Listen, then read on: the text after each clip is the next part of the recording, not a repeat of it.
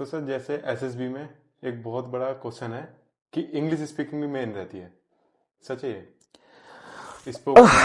देखो, मैं बहुत सच इस बात का जवाब दूंगा आपको, और I will not lie. Please understand,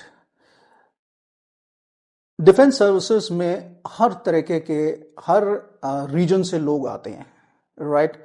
and it is not essential that everybody understands Hindi, but generally English is a widely spoken language and a language, working language in the defense services is English.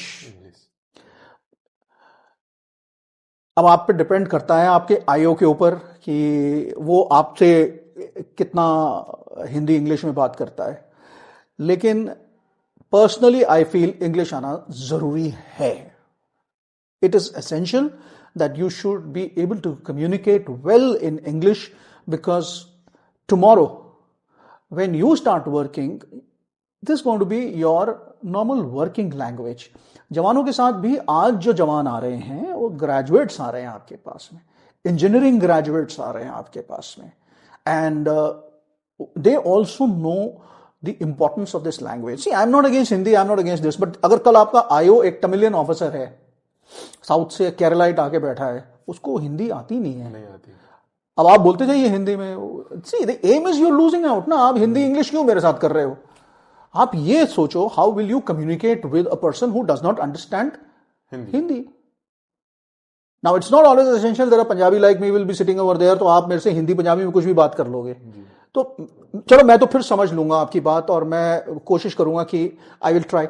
आपका expression, power of expression is part of your factor 1. Power of expression is part of A factor 1.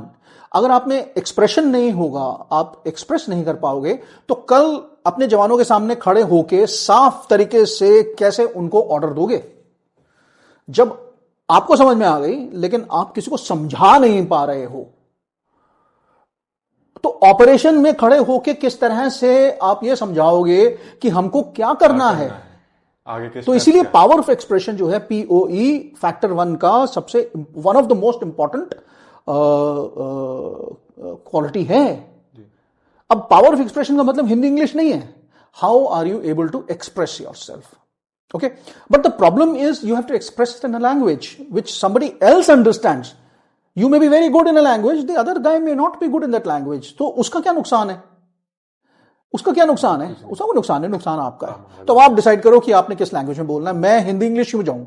मैं तो ये कहता हूं, you should be able to explain your self and you should be able to express your self.